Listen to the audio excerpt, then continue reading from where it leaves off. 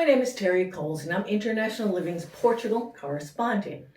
So if you're listening to this video, I assume that you've visited Portugal, fallen in love, and decided you want to move here and make this your forever home. If that's the case, let's discuss what it takes to get a long stay residency visa here.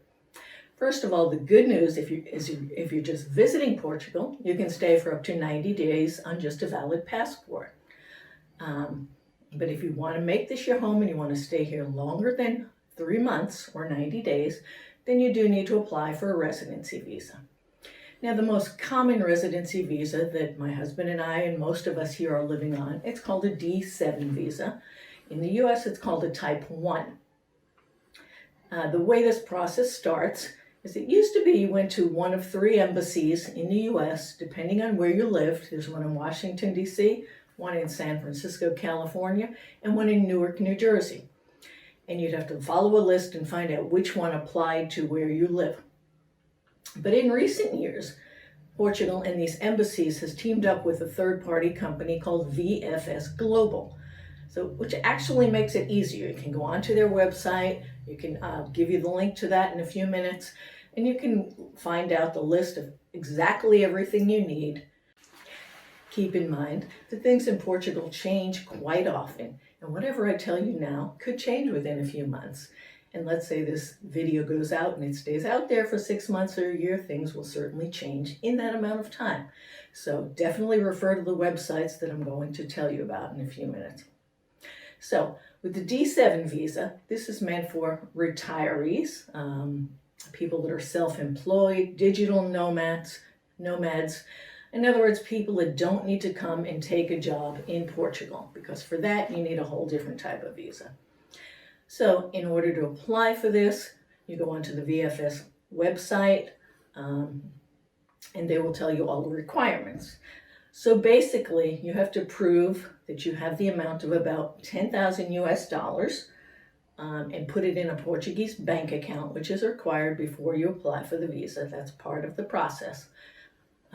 That's fairly new. Within the past year, that requirement became new. So you actually have to find somebody in this end that can open the bank account for you. But it's pretty easy, and there's plenty of people out there that can do this for you. Minimum wage in Portugal is right now about 675 euros. So what the Portuguese government wants is that you transfer the amount equal to about that. So for Americans, it comes to about $14,000 per couple or $9,000 for singles.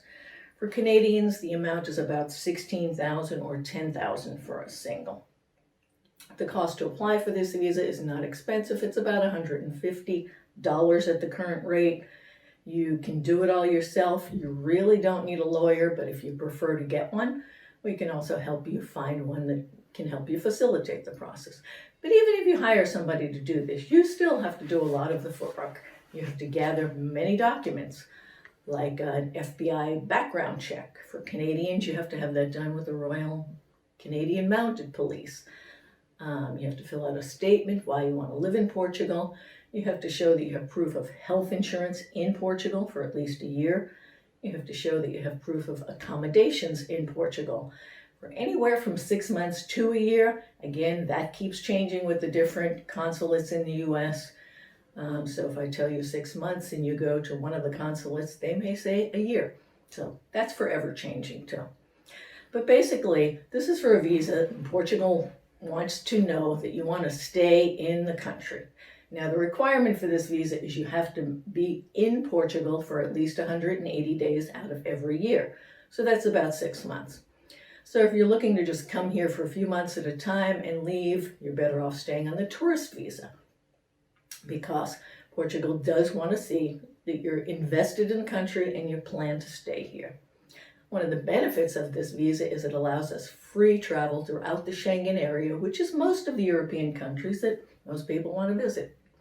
There's 26 Schengen countries at the moment, so we can easily hop on a plane and fly to Spain or France or Italy with no passport checks. As long as we keep in mind that we do have to be in Portugal for the 6 months out of every year.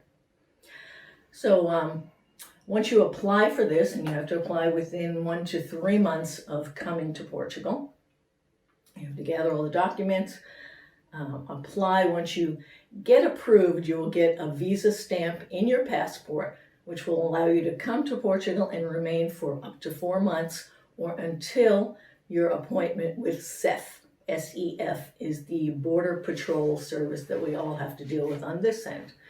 It translates to Serviços de Fronteiras e Estrangeiros, I think, something to that effect in Portuguese.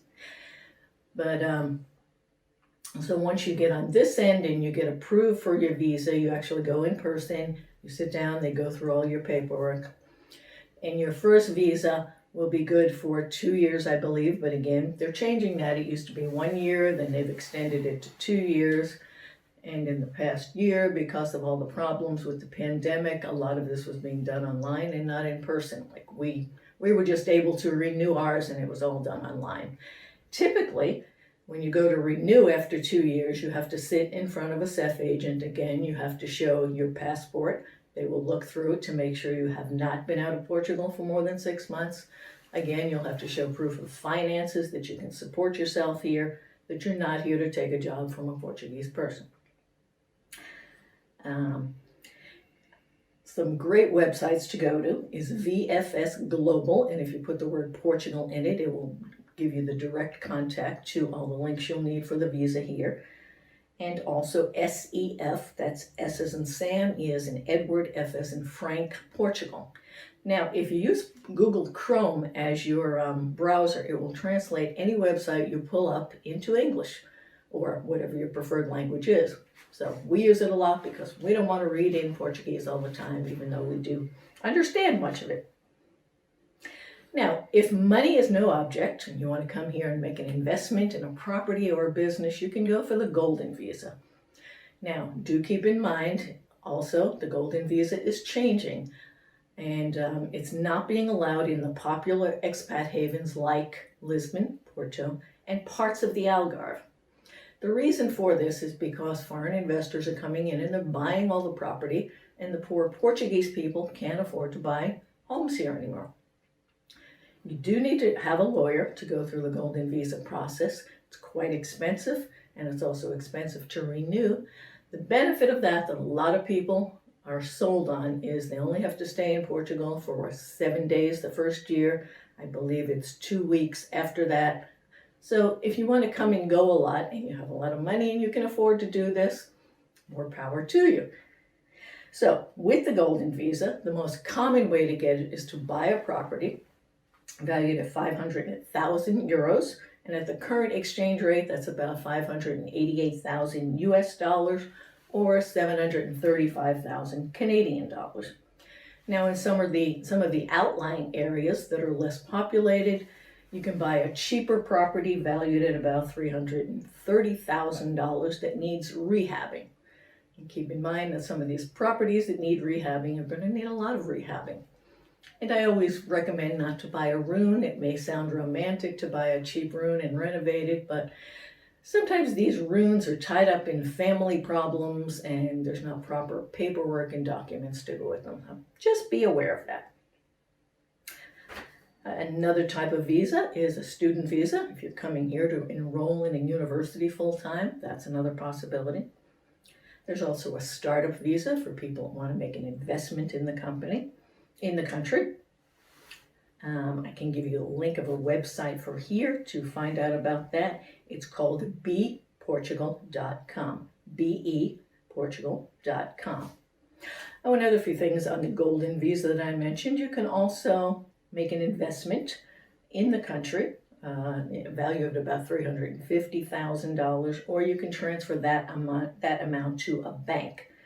Now that transfers to about $412,000 or 515,000 Canadian.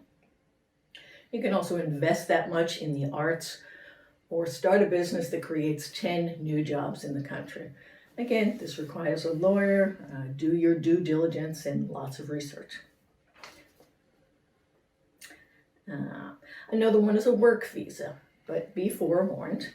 In order to apply for a work visa, you have to secure a job before you get it, and your employer here in Portugal would go through the visa process and help you get that. Now, the problem with this is, like I said, minimum wage in Portugal is typically less than 600 euros a month. Certainly not what most Americans or Canadians can live with. And before a job here can be offered to a foreigner, it has to be posted for, I think it's 3 to 6 months. And if no Portuguese person is qualified or wants it, then it can be offered to a foreigner. But it's very difficult to get work here as a foreigner, so keep that in mind. Portugal's a wonderful country for people like us that are retired and just want to come here and enjoy all that Portugal has to offer, which is the lower cost of living, great weather, great food, warm, welcoming people, and so much more. I hope that answers a few of your questions about visas. Did I give you the other websites? VFS Global Portugal, yes, I gave you that, and CIF Portugal. If you have any questions, you can always email me at portugal@internationalliving.com. Thanks for listening.